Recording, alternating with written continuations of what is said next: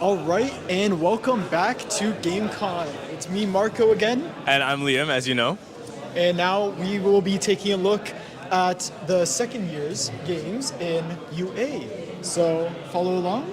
Let's get started. Completely different room, completely different building, completely different lineup of games and teams. We're hyped, right, Marco? Of course we are. Who are we feeling for the? Should we start at the back and move forward, Maybe right here. or start right here? These guys are popular, bro. I don't know if we're gonna be able to get a chance to have a word with any of these teams, to be honest. How's it going, guys? He's hyped. yeah. Okay, I'm gonna give you this mic. Okay. Okay, I'll try not to peek it. Oh, this is all yours, bro. All yours. Okay. Yeah. So, we're with the live stream team, and we basically want to get a look at what you guys have developed here. So if you could okay. tell me about your development team and the game that you guys have made. Okay, the development team, we are Shell Street, and the game we made is Tofu and Pouch. This is basically a love letter to Mario N64 and similar games, with the emphasis on movement, the variety, and the different combinations you can do to solve different puzzles. Okay. We put an emphasis on a more cartoonish art style. Actual specifics of how the game works. Oh yeah, for sure. Tofu and Pouch originally was dubbed in development Project Costume, because the main mechanic we wanted to build around was, well, you have these base set of universal movement options. We also have basically costumes that have their own individual abilities that will change how the game works. So, in terms of base, don't worry about it if you mess up.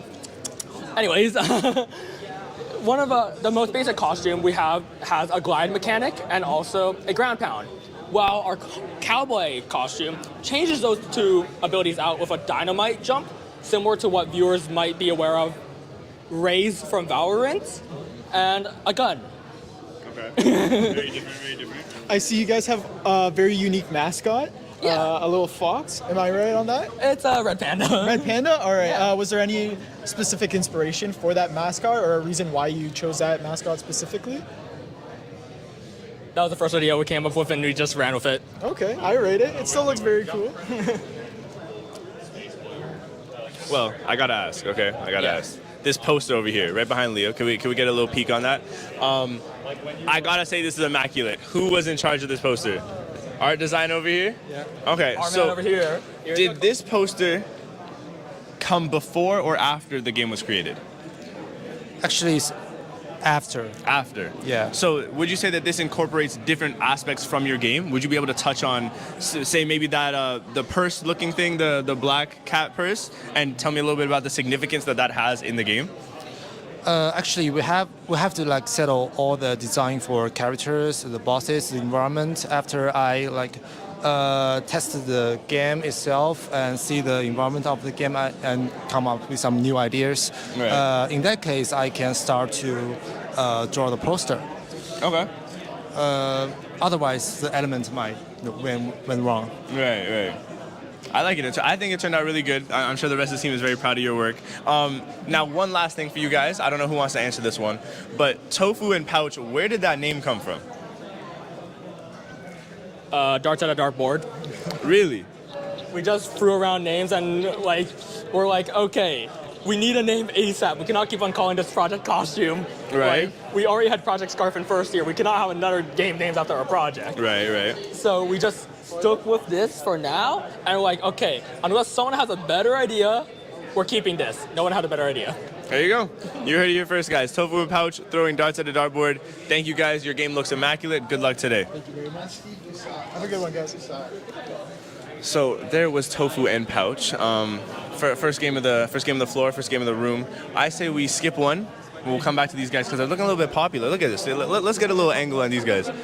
Dang. We'll come take a look at them a little bit later. But Mayday is piquing my interest right now. So I gotta come give a shout to an old friend, Steven over here. What's going on? So, obviously, my name's Liam. Nice to meet you. Yeah. This is Marco over here, and that's Leo behind the camera. We are currently doing your GameCon live stream. Oh, for real? So we are. So you can give a little wave to everybody back at home. Active, get in here. Yeah, you bet. You're part of the team, bro.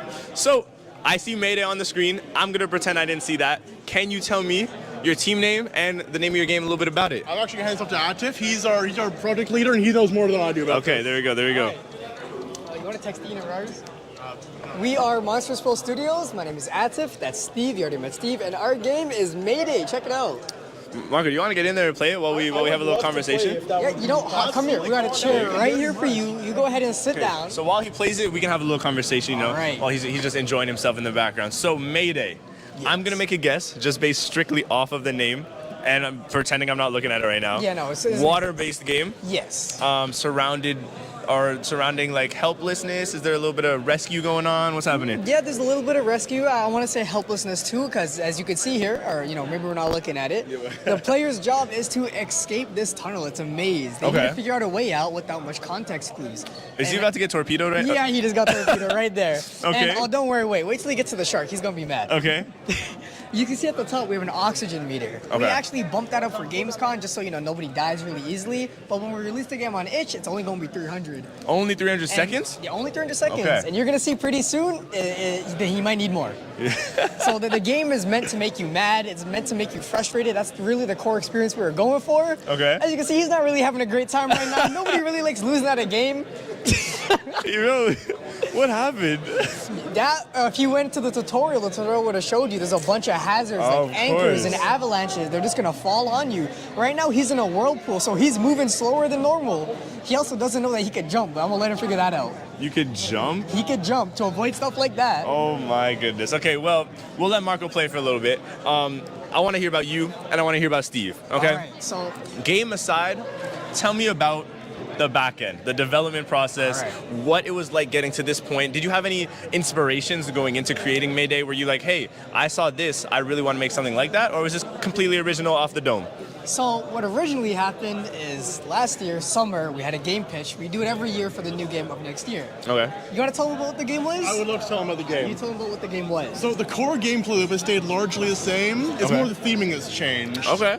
So we went initially from a mountain climbing type RPG, but obviously with time constraints and that's been about a year development at this point for the climbing system. So it looks significantly different than what it did at the initial stage. Oh, absolutely, yes. No, it's even from the start of this semester, it's pretty much unrecognizable. Really? Are we happy with how the final one turned out? Yes. At this point, yeah, I'm happy with it. Okay.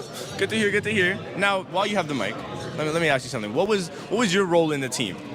So I started off this year as a systems programmer. Okay. So the climbing system you're seeing right now, I created that.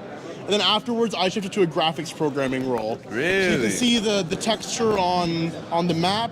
That was all me. That's all normal map. So you can see the fake shadows. Right. That plane is actually fully flat. There's no geometry on that. Okay. But through the texture and shadow mapping, you can see that it's got some more of that depth. All those rocks along the side, on the backdrop, that's all procedurally made. Okay, very impressive, very impressive. What made you guys go with like this art style? So honestly, it's just a love for the low poly art style. I was gonna say I'm getting very low poly, but a lot of detail in the limited polys that are in there. You know what I'm saying? Yeah, we wanted to shove as much detail in there as we could. But yeah, the low poly is generally nice.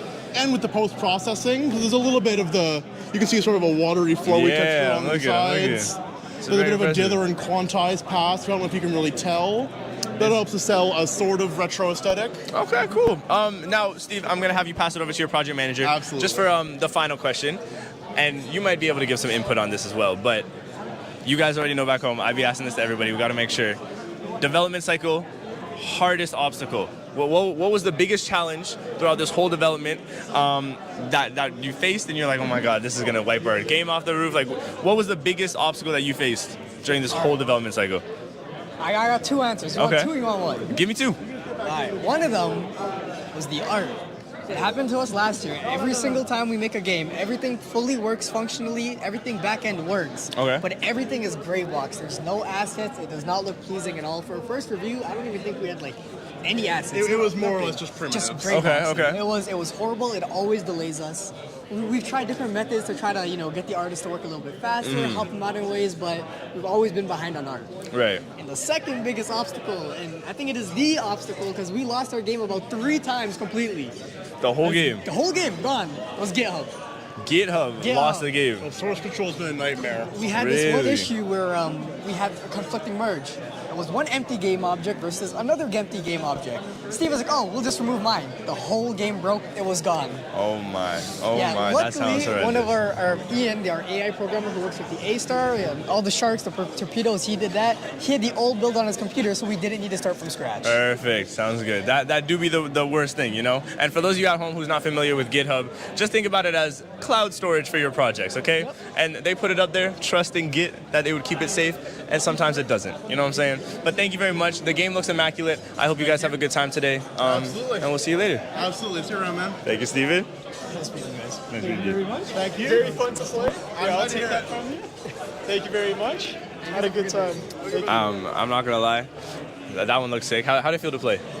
It was very fun, very difficult, Yeah. but I'm a big fan of the more difficult games, so I think I might be checking that one out when I get some time. Really? Ooh. So they said they were going to release it on itch.io. So, you know, for all you at home who wants to peep it, itch.io seems to be the hub for most of these games. I say we switch sides and then we'll come back visit here a little bit later. I'll let you pick this game. All right, for sure. You know what? I think let's check out Equalizer. for the looks of it. Hello, guys. How are you doing? Good, how are you? Not too bad. We're with the live stream team, and we were just want to ask about your game. So, if anyone wants to do a little interview. Oh yeah, sure. This is our game. Oh, Your own way, you know? oh yeah, okay. So, I was just going to ask you what year you guys are in, what's your development team, and tell us a little bit about your game. Okay, so our game is Equalizer. We're Jazz Diva with two V's. All the like the characters in the thing are letter members' initials. So we have an action rhythm game. So basically, you play as a robot, and you enter a jukebox, and you go through and dodge and parry attacks set to music. This is our tutorial level, so it's kind of basic. This one, you have to dodge all the bullets to progress to the next section, just so our players feel comfortable enough. So yeah, and then yeah, so I'll just. And all our music's original. We have our composer here. Did all the music in the game, very talented. Our programmer's here as well, and I did like all the UI assets, like all the 2D stuff. That would be me. So. All right, cool. So, this is the first rhythm game that we've seen here. So, what was the inspiration for developing a rhythm game? We mainly took inspiration from Everhood, Rhythm Heaven. What else? Hi-Fi Rush. Yeah, we were mostly just like going over like what rhythm games we liked and how we would want to see it. Maybe like we just wanted to put our own spin on it because we all really like rhythm games and stuff. And we have a great composer, so we thought we might as well use that to our advantage. Sounds good. Yeah. I actually want to ask a follow-up question for the composer. What was your biggest inspiration for the music in the game? Inspiration. I'll be honest, it's mostly stuff I already have done. Like past projects I already had mostly complete. I don't have what to say. I don't have like an inspiration. We did some steer the logo once, the logo I made. And try to get Oh yeah! God, I had like fucking writer's block but for music. And I started the logo she made helped fix that. That was nice. That's cool. So, did you guys have any particular problems or anything that you've learned like a lot through developing this game? Yeah, mostly we noticed like basically don't get stuck too much in your own head is basically what I can say. Like if something's not working, we did have an issue not using placeholder models because we wanted like something to be there. We should have really used like cubes and cylinders more and just gone on with it and made people playtest it as it was. But yeah, mostly our thing was like getting that workflow, getting that like good ideas down, like trying to like really perfect it. Like we wish we had a little bit more time, but we're still pretty proud of it how it came out. So, Yeah, I mean it looks pretty cool. I see Liam's playing it right now. What's your thoughts on the game so far, Liam? I can't lie. I'm not doing very great right now.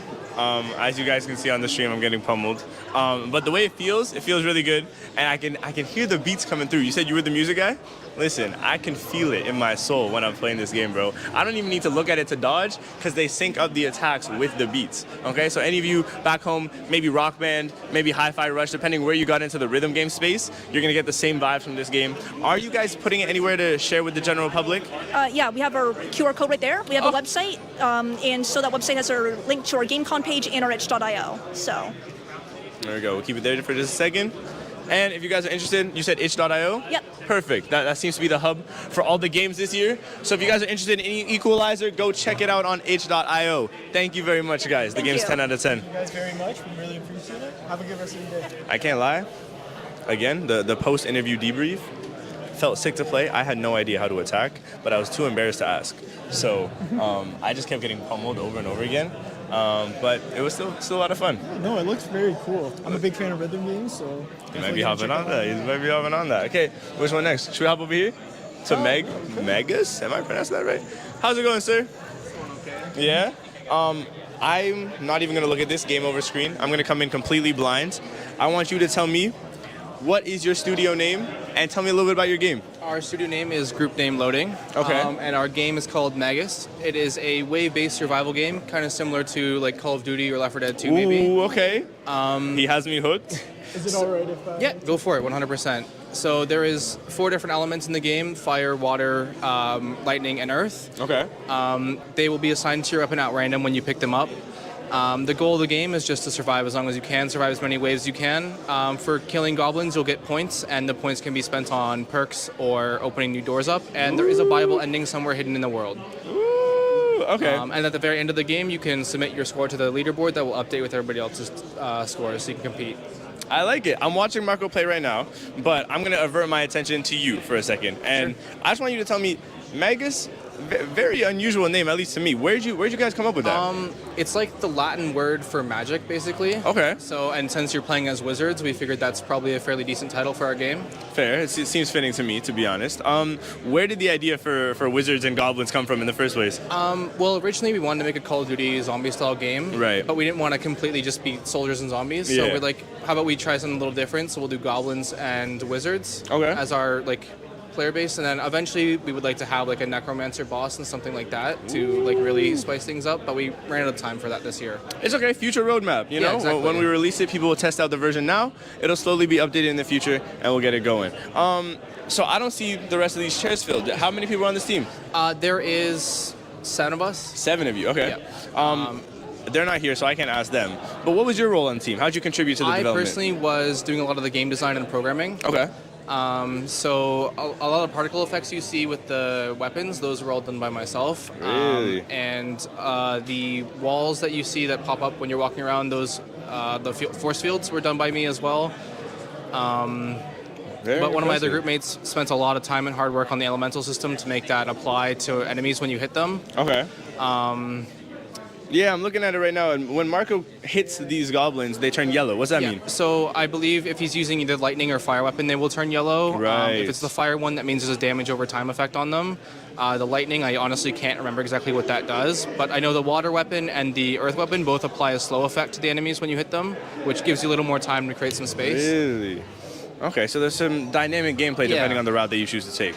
Okay. Now, I'll just hit you with one last question while Marco finishes up his run here. This game doesn't look easy to play or easy to make. Did you guys come across any super significant obstacles during development cycle? Were there any huge roadblocks that stopped you? I'd say one of the most difficult parts of developing this project was probably time management, honestly. Like being university students and having 4 other courses to work through, and then having to do this massive project through 2 semesters was a lot to manage. So our time management got kind of lost sometimes, which would have things fall behind schedule, which would lead to some things having to be cut from the game. So of course, I'd say that was probably our biggest challenge, was like resource management, time management. And you guys overcame it. And look at finished product on the table, and we've just come to the end of Marco's run. What did you get? I survived 6 waves. Not bad. I got 65 kills. He said not bad. That means it was mid. Means it was a mid If you run. want to submit your score to the leaderboard, you can click on the leaderboard button and then type your name in the top right corner. Ooh, and he's on the leaderboard. Everybody at home, I hope you're doing a little round of applause for Marco. Good job, good job. I am nowhere near close. That's okay. You're all good. Submit I that. see someone got 35 waves. so Yeah, Yeah, that took we're him like washed. 40 minutes this morning to do Oh that. my. Yeah. Okay. Well, thank you very much. Thank The you game very looks much. immaculate. Good luck today. Have a good time. Thank you. Have a good day. thank you very much. Ooh. Oh my goodness, bro. That game looked sick. I can't lie. Marco, how'd it feel? Felt really good, you know. Now I'm looking at that leaderboard. Kind of want to come back another time, try to get to the top of that. You know, I saw 35 waves. I think I might be able to beat that. You know, we'll see. We'll see. I honestly believe in you. I believe in you a lot. Totally. For those of you at home who don't really know how the program works here for the game development students, these games they work on throughout the entire year. It's not just isolated to one semester. So like he alluded to during his talk with us, they work on this game from September to now. So this is not only their baby, but it's also a long-term source of stress for them. So all these masterpieces you see here today, they've been a long time coming, and we owe them a lot of respect. Marco, you want to pick the next game? For sure. So we're gonna get Liam to play the game here, but I'm gonna ask you what your guys' team is, what year you're in, and if you could give a little overview about the game, that would be great. Okay, for sure. Do you wanna? Yeah, I'll give the overview. So team names. What is it? Just your year, the team name, and give a little overview about the game. Year 2, we are Lead Continuum. Bullet Limbo is an isometric bullet hell shooter. By the way, I recommend wearing the headphones. Yeah. Music made by Joseph here. Okay. I gotta respect the music. So if you could just tell us a little bit about the game, you know, maybe some inspiration that you got to develop it. Inspiration, some Binding of Isaac. Sorry. I gesture a lot when I speak, so. No, you're good. Don't worry.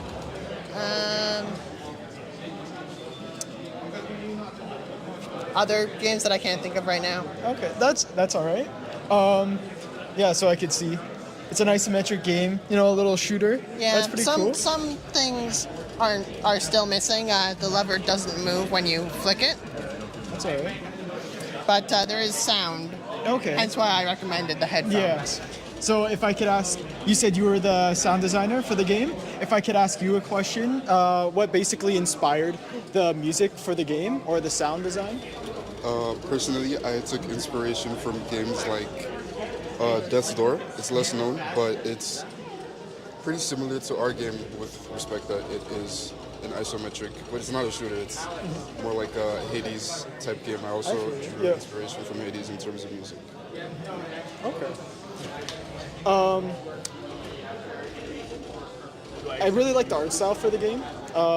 Was there any particular style that you were going for in terms of, you know, how the game actually looked? So during Inception, we took more of a, we're gonna go old-timey PlayStation 2 graphics, not only because of the workload, but because making models in that type of style is less time-consuming, and you could take a more stylistic approach when you have less polygons to worry about.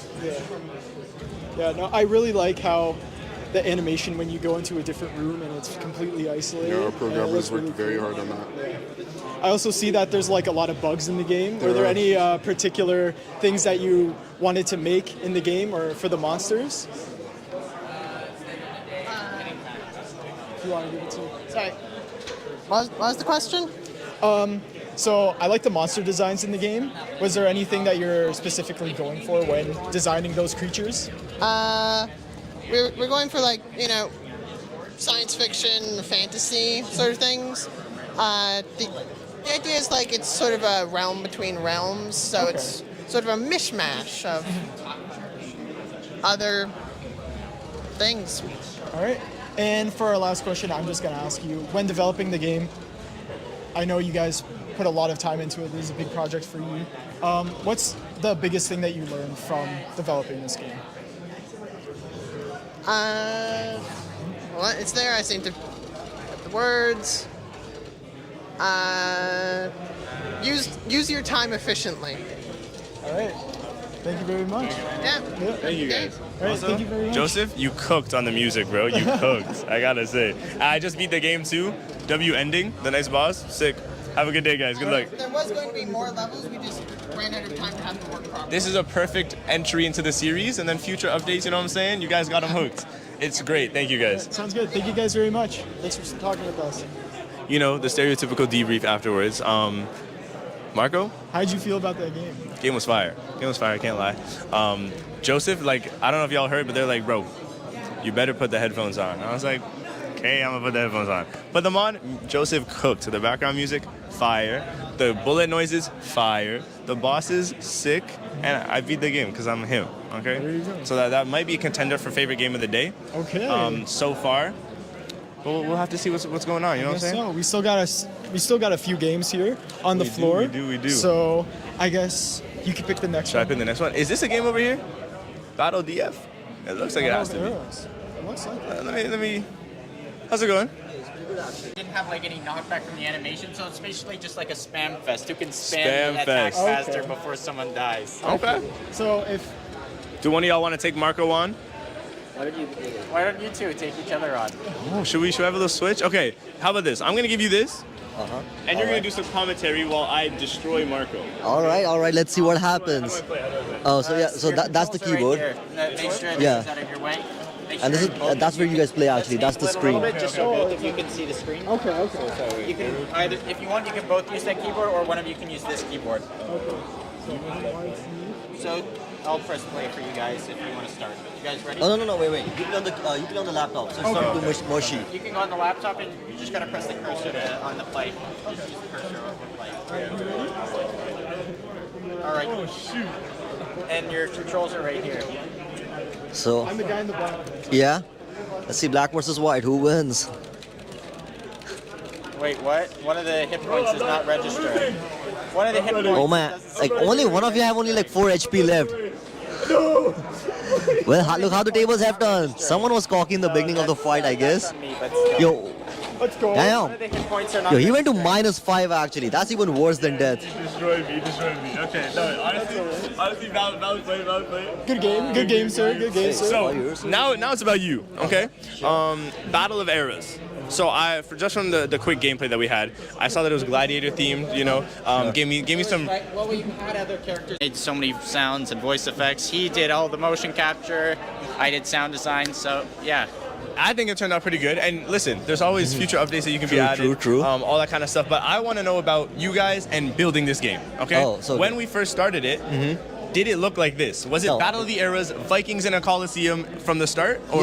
Yeah, basically that was the original plan actually. So we decided to go for a fighting game. Okay. And the concept but there were like a lot of fighting games like Tekken, Mortal Kombat, and Street Fighter. So we decided to Right. go for a little unique concept. I was like, let's have Battle of Eras because like each generation, like each country has different warriors, right? Right. They have a different. The way they use weapons are completely different. Some are more strength based, some are more balanced, speed based, and stuff like that. We even had like a lot of animations. We even had more extra characters such as Monk and Gladiators. Right. Unfortunately, due to time constraints, we were not able to implement it. It was going pretty good actually, but I noticed since all of us are beginners, right? Our art styles were way too different. Really? Okay. So I was like, instead of that, sometimes equal work distribution does not do the trick. So I was like, since like there were 3 artists, right? All of us were making artist, character, and arena. Looking weird and stuff. So I was like, okay, one guy makes the character, one guy makes the weapons and armor, one guy makes the arena. So at least there would be consistency in the art style. So that looks slightly better than the game. Yeah, these are the models I have made. Arena was made by someone. Okay. I like making swords and weapons. I like God of War and stuff. Yeah, okay. So like all those. So the swords and the axe are all you? Yeah, and even the the leather palette on the Viking waist guard. That's all me actually. Very impressive. So yeah. You guys had this vision from the start, is what I'm hearing. You guys knew exactly what you wanted. He was the one who brought the vision to Project the manager over here. No, actually there was one more guy who said fighting game, but I was the one I decided to do the storyline actually. Yeah. Okay. Yeah. So like what we would have had if we had more time, let's give him if we had more time, what we would have done is we would have added a character like a modern day soldier from like D-Day. Oh, he would have been overpowered. And like an ancient Egyptian and all these other characters if we had further time to plan it. So cross multitude era. Game and how will it look like? Okay. So lead artist over here. Yeah. Yep. Jamie. But what was your role in the team? I was sound designer. Sound design. So all the swings, all the kicks, the grunts, all you? Yeah, even though you can't really hear them in here right now, there's a lot more sound files in this that have not been implemented. So, yeah. What's it look like behind the scenes creating a sound file? Are you in your room swinging things around, recording it? I am in Ontario Tech's game and using the key and the microphone. I'm in my room just whenever I want to make a thud.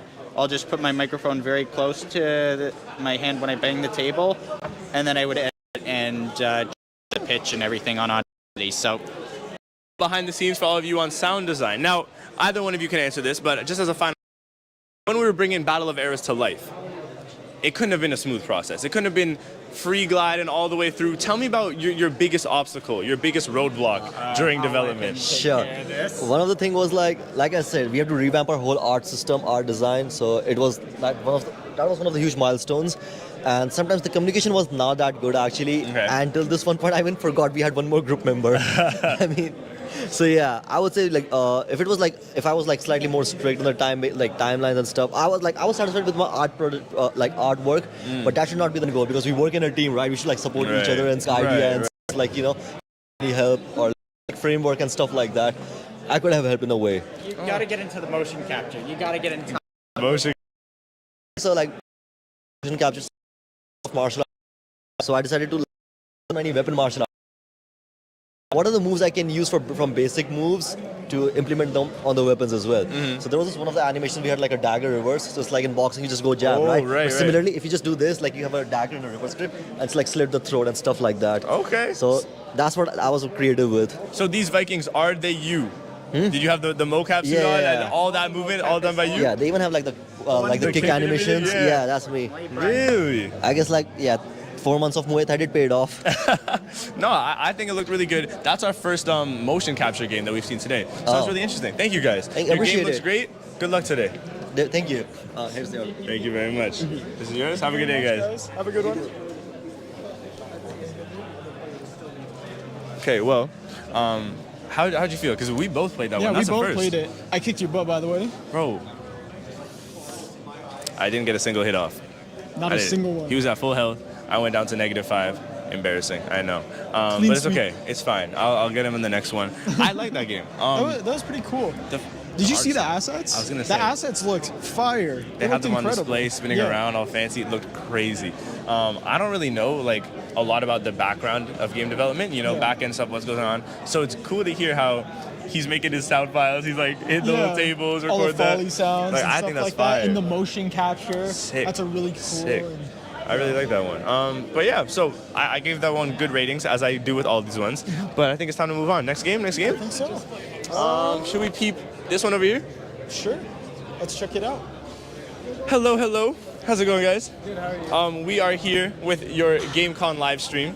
Wondering if we can catch a little interview with y'all. Are we the development team over here? I'm just playtesting. Okay, well, you enjoy yourself. Just play in the background while I ask some questions. Christian? Yeah. Okay, tell me first, what is your studio name? So we're 100 Ideas. Okay, and tell me a little bit about the game. Fenis? Yeah, that's correct. So Fenis is a 3D isometric action adventure game. It's inspired by games like Death's Door, Tunic, and kind of older Legend of Zeldas. Essentially, the premise is you're going from point A to point B, trying to kill enemies as you go to reach the final boss along the way and then kill the final boss. Really? So I'm seeing him just right off the bat, before I get into anything else, I'm seeing him shoot arrows into the snow? Is that what it is? So it's a frozen ice projectile that you can shoot. We use this for combat to give the player a ranged weapon, Right. as well as you can use it in the environment to progress from island to island and stuff like that. I was gonna say, because it seems like he can just free move, so he can go wherever he wants in the environment. Yes, that wasn't necessarily our intention, but we didn't have time to necessarily fix that. But yeah, technically you could go anywhere you want, but the intention is to go from island to island. Yeah. Well, I think honestly the freedom of choice really adds to the experience, just from an outside perspective. So I don't see that as a bad thing with the time crunch. But in terms of development cycle, so you're the only one here from 100 Ideas, correct? At the moment, yeah, they went to go get food. Okay, what was your role in the development team? So I'm the lead designer as well as the project manager. So I kind of came up with the ideas. I kind of guided us along. I made sure everyone's doing their work, that sort of thing. We have 3 other members. We have our lead programmer, we have our lead sound designer, and then we have our lead artist. Okay. And, yeah. So we were like the guiding hand of the team throughout development. Yeah. Okay. So as you were doing this leading and you were taking your team through the development cycle, what challenges did you guys face? Did you come across any huge obstacles? Were there any big roadblocks that were preventing this game from coming to fruition? Yeah, we definitely did. We lost 2 members of the group, so that was definitely not fun. And we gave those members work to do that they just never completed. Okay. So we definitely had to make up for that. Another issue we had was scaling.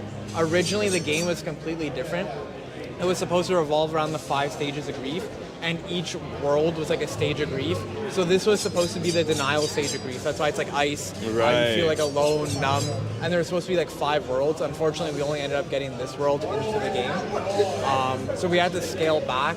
And then with art, we only have one artist, so that was definitely a hurdle we had to get over. Right. So that one artist definitely had quite the workload, huh? For sure.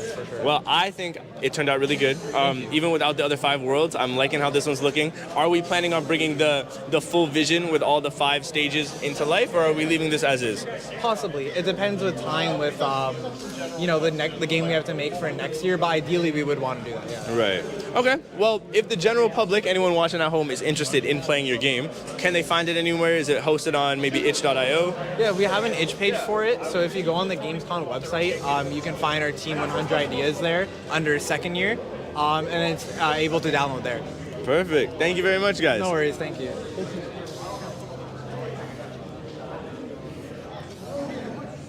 So, that one looked fire, or should I say ice.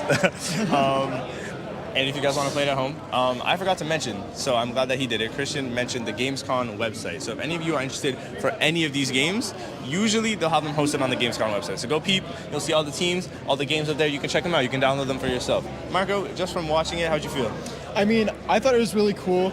You know, it kind of reminded me of some Souls games with all the rolling around and the isometric view.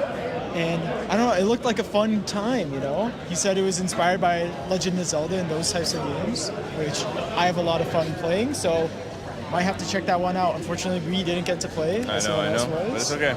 Watching is just half the experience, you know? Yeah. Can't get them all. So I think I should go peep that one, because look at that screen, bro. Obviously. Look at that. Yeah. There's a lot going on up there. I want to see what's happening. Arbiter's Descent. Is that what I'm looking at right now, sir? Is that what I'm looking at? Very good. Listen, I'm going to give you this mic. We got some questions. We want to learn about this game, bro. And while Marco chats, I'm going to check it out. All right. I need to. Go ahead here. I need to check it out. All right. So, Arbiter's Descent. That's your game. Could you guys tell me a little bit about your development team and what the game is about? So we'll start with the game's about. It's a first-person hero shooter. So you kind of go through the levels that I've designed here, trying to complete all the objectives going on, defeating enemies is the main one. We're implementing more stuff like King of the Hill. We intended to implement more stuff like that. Okay. As far as the team that we're working on, I'm in charge of animations. I'm in charge of level design. And I also did a little bit of, slight bit of programming. Not anything to be proud of. Ethan over here is our programmer. He did VFX as well. Yep, I've been doing the VFX for the abilities and most of the ability programming. Okay. We've got Sakata here. He is our main environment modeler. Yeah, I mean 90% of the environment models. But I haven't done any model class, so I'll try to take one next year. But he's been carrying. He's doing God's work. Yeah. Well, I could tell the game looks fire. All the gun models, all the environments, the player models, everything. It looks really cool. Our team's looking a little bare here. We do have another programmer, another UI designer, another modeler for the player models, and then our audio designer. Wow. So you guys got a big ship going on over here. Yes. Full team of 7. That's insane. Wow. So, first, we got another sound designer. Yeah. I was just about to ask for the sound design when I can hear the gun sounds and the audio and stuff like that. How did you come across and, developing that and making those sounds? Yeah, I'm a big fan of just like first-person shooter games. Like I play a lot of games such as like Apex Legends and whatnot. And so I was really inspired by games like that. And really all I did was just a bunch of Foley and messing around in my room with a bunch of random objects. You should see my room at some points during the development process of this game. It was just filled with a bunch of random objects. But yeah, no, it was definitely fun and difficult to make at points. Yeah, I can imagine because some of the sounds sound kind of insane. I'm still trying to wrap my head around how you even made those sounds with actual objects. So that's very cool. I also wanted to ask you about the environments. What kind of inspired the look of the game? As I can see, it's pretty futuristic with some neon lights. So I was wondering if I could get some insight on that. So I look some pictures from the internet so I can just make them as a reference. And then I learn modeling myself, and I try, and my teammate will give me some suggestions so I can like improve them. Yes. Okay. Him and James are player model and view model artist. He works very well with Cicada, and we do a lot of communication to make sure that everyone feels like they belong in this space. That's great. Another question I wanted to ask you. This game looks pretty complicated. Looks like there's a lot going on. So was there a particular challenge that you guys had to come across and that you really feel proud of that you figured out while developing the game? Our game does feature multiplayer. I saw that. Linking the enemies between the players has been a nightmare. Objectives are not updating correctly because the enemies weren't killed in the same order. Tons of things. It's pretty clean now, but there are even now we're still finding like a couple fringe hiccups, and we're still smoothing those out as we go because the enemies, they do as they please, and it's not what we want. I can see that. But I mean, from what I've seen, what you guys have done, it looks very insane what you guys have accomplished, I'm gonna be honest. But Liam, do you have any questions? I mean, let me just say, to all of you, big round of applause, okay? Playing that game, it felt very smooth.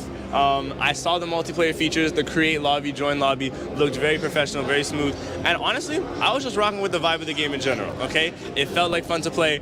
I would look forward to playing that with my friends. And speaking of which, is there anywhere that the public can play this game? If people were like, oh, I need to play this with the homies, can they download it anywhere? Yeah, we do have an itch page, which is available on, it's by Webble, so you can just search that up and it's right there. Sounds good. And can I just get the team name again? Webble. Webble, so just like it says over there. So for all of you at home, W-E-B-A-L, Webble. Arbiter's Descent. Highly recommend y'all check it out. Thank you very much, guys. Thank you so much. Good luck. Have a good day. Have a good one, guys. Thank you. I can't lie, they cooked. I can't lie, they cooked. Listen. Let me just tell y'all. I love all the games here. What's up, Jackson? I love all the games here. They're all fire. But this one just hit a little bit different. You can tell there was a lot of passion in the team, okay? And everything just felt very smooth, okay? All the hits were registering, the guns were firing. I don't know if y'all were able to hear some of the sound, some of the noises that were going on through these mics. It was peak, okay? I would definitely want to play that with the homies. 100%, especially with the homies, because that game looks like a lot of fun. It does, bro. It does. It looks like a lot of fun. So, Marco, next game? Let's see. I don't think we have that many options left. Have we done all these? I still think we haven't done one. I still think we have 3 more to go on this floor. But I think we can take a stop over here. Okay. Oh, Wild West. That's one we already played. We haven't played this one yet because this one's always popping. But we got to interrupt now. You know what I'm saying? So, hey guys. Hello. It looks mad busy over here. I've always seen these seats filled with people grinding your game. So I got interested. You know what I'm saying? I'm Liam. This is Marco. Our game name is Spectre's Trail. Okay. So it's a 3D action adventure fantasy game. It's akin to something like God of War. Okay. Obviously not as polished, but you know. But yeah, Everybody has their own charm. You play as Alana. She's known as like the spirit caller. Ooh, I'm looking. That's a good angle on Alana over there. She looks sick. So so Alana's the spirit caller. She's been tasked with tracking down a violent source of like a rampant source of violent energy. Okay. That's like turning spirits rogue and like really like violent. And Okay. And so you use your bonded spirits to fight enemies, and we have a total of 3 levels, different enemies, bosses, and environments. Jeez, it looks very clean from over here. The art style looks sick. Just the little UI that you guys are going on. Are you the lead artist? Yes. Okay, so I'm gonna ask you a little bit of questions, okay? Sure thing. Where did you get the idea for this vibe? Like, I'm getting a nice little pastel, like little brushes here and there, you know? It looks like it fits the spiritual vibe that your game's trying to give off. Right. Where did you get that? So, originally I was thinking like, I really like the look of Zelda Breath of the Wild. Right. Genshin Impact. It has a very cartoony, like, toon style to it, which I really, really adore. Obviously, it's very different here. It's not as like realistic in a way. Right. It's much more toony, and that came from just experimenting with the shaders and everything. So it's more of like through iteration, trial and error, we got this kind of style. Okay. So I couldn't say exactly what it's based off of. I just think it came out, you know. It came through, yeah. It came through. Stuff happens throughout the development cycle. You start one place, you don't always end up right where you aimed, right? That's right. I like how it turned out a lot. Logan, what was your role in the team? We have lead artists over here. What'd you do? Yeah, for sure. So I'm the creative director as well as lead game designer. Okay. So yeah, I mean, this is all takes place in my fictional universe. So I write the original story as well. Really? Okay. But yeah, like I try to have all my games within the same kind of universe, if that makes sense. Right. I don't know if anybody's familiar with stuff like the League of Legends lore or like the Warhammer lore, just like some nerd shit. You know? Right. All the stuff that's all cohesive, all sticks together. You want to create your own kind of version. We have the Logan universe upcoming. Yeah, basically. Yeah, it's called the Lacria. Oh, okay. Yeah. So, I was hearing about his inspiration from Zelda and Genshin Impact in terms of the art style. But when it comes to your storytelling, where do you get any inspiration from that? Oh yeah. Okay, so although I'm not necessarily a super fan of like League itself, the League universe, so stuff like Arcane. Or like if you know anything about like their short stories, they're super like well detailed and like passion related.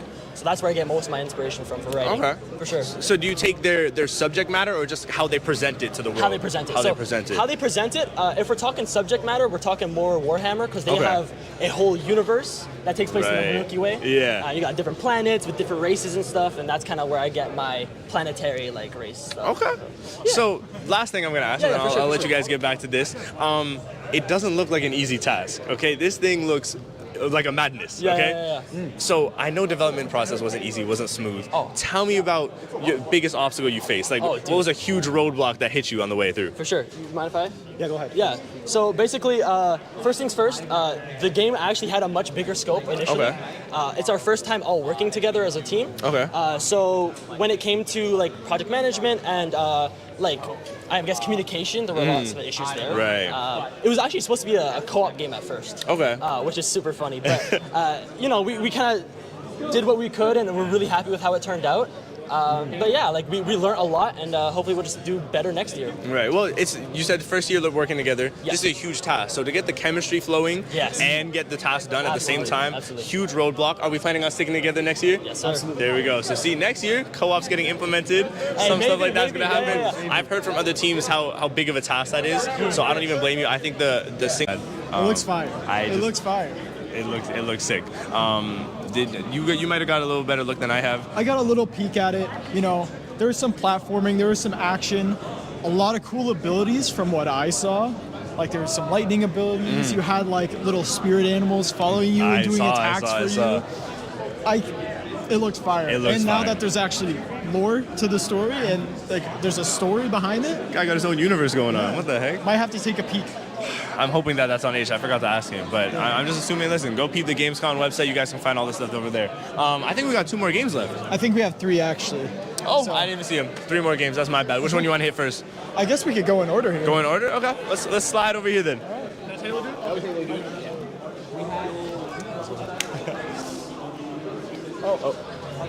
Hello? Oh, okay. We're switching gears. How's it going, team? How's it going, Occupational Hazards, name of the game? Okay, so as you already know, Lauren, I'm Leo, this is Marco. We got Leo behind the camera. This is GamesCon 2024 live stream. So all of you can leave a little wave to home, all your parents who are watching.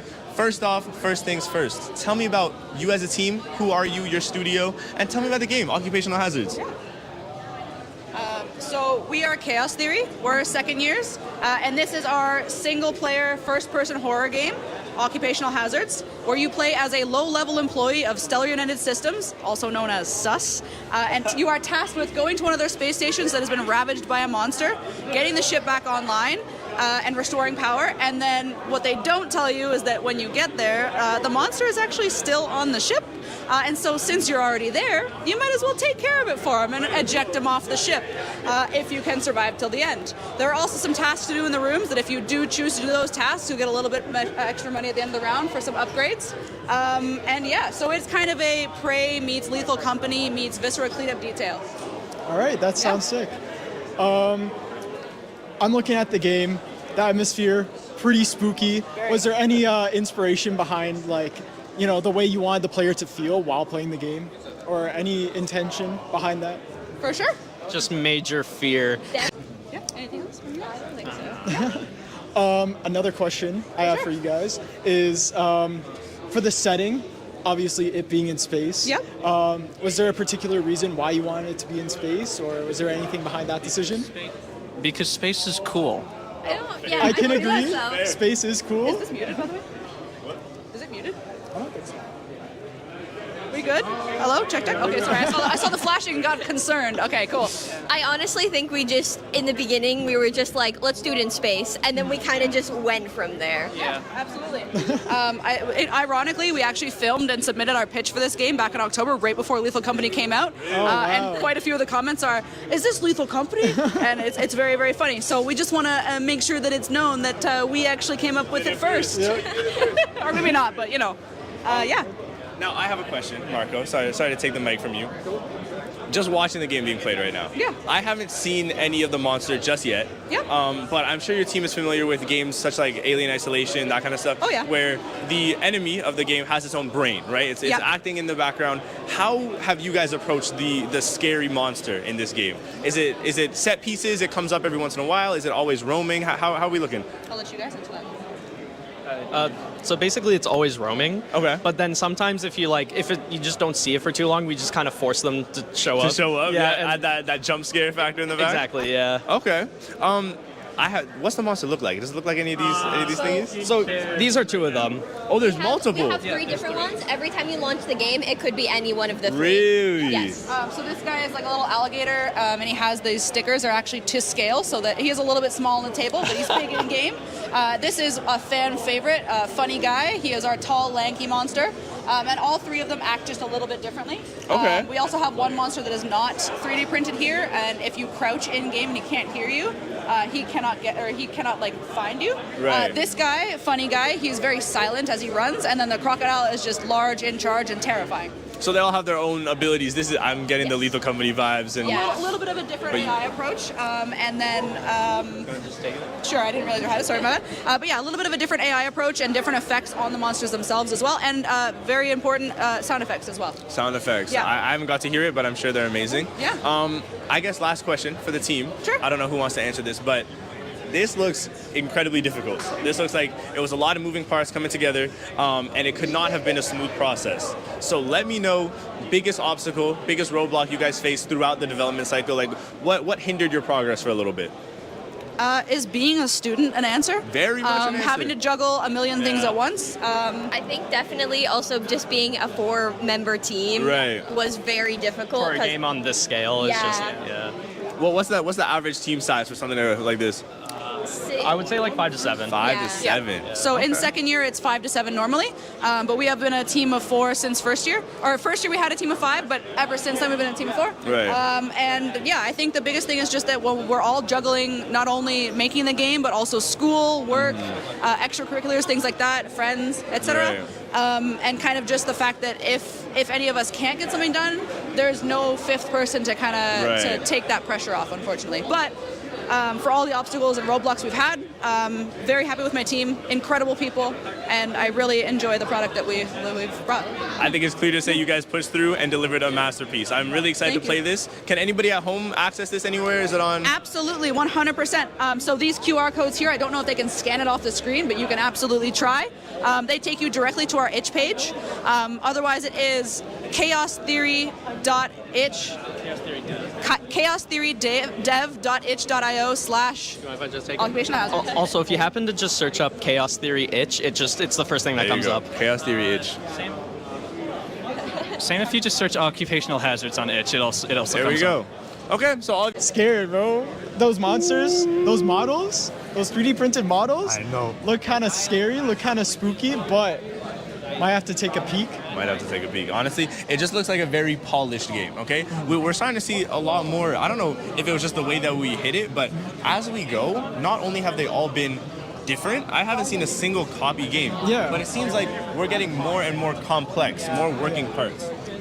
All of these games look very unique, and not only in how they're played, also in how they look.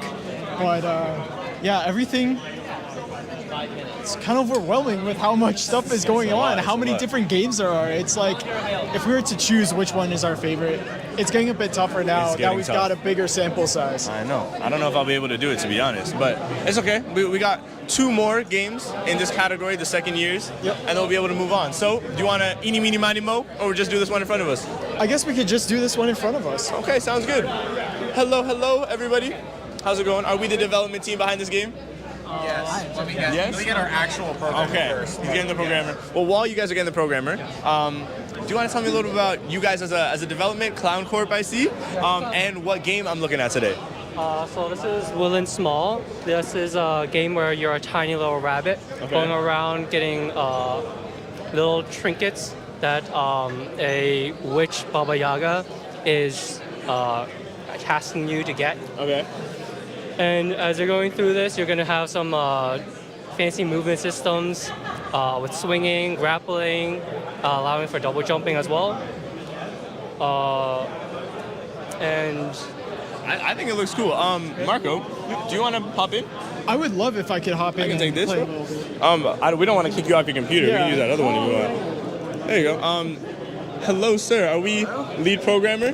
Someone that was called over? So I am the lead gameplay programmer. Okay. And I'll walk you through the... Here you go. Thank you. It's all yours. And I'll walk you through this level right here. So you'll see that we have 2 different versions of the game. This has more mechanics in it, but this one looks a bit better. Okay. Plus has a guide. Oh, there you go. I don't know what happened there. But so yeah, with Small, I'm sure Jeff has already talked a bit about what the game is. Yeah, give me a basic overview. Yep. And then in this version, the difference between these 2 versions is this has a different graphical look, as you can see. Right. And this also has better swinging and grappling, as well as a different rope rendering system. Okay. The reason we have 2 different game versions is because GitHub hates us and did not let us merge things together. We've heard that before today. Yep, so that's fun. But hopefully by the time we finally submit the game, it'll be a singular one. Okay. Also, to grapple, you don't have to aim. It's similar to Insomniac Spider-Man, where it'll automatically find grapple points for you. So you just have to hold down the right trigger. And sometimes it takes like 0.1, 0.2 seconds to like grab it. Hit the swing, hit the swing. Sometimes you have to like go back and run forward to get a proper swing. Try swinging from the next branch, because sometimes this branch just doesn't like to work. This one should work if you hold down overview, because this will be the first game that we see with some rope physics. Look at that. Look at that. That is immaculate. That is so sick. Oh my goodness. Okay, well, while Marco's here playing the game, can I just ask you some questions personally about development? So, Wood Small, did I get it right? Yes, Wood Small. Did it always start off as this? What was the initial idea? Okay, I need a Baba Yaga giving you tasks to go collect these things, or did you guys kind of adapt as you went? So it technically started with a similar story. Okay. What's changed is the mechanics throughout. So initially in the game, there were plans of having different classes. Like we have prototype art for 4 different classes. Okay.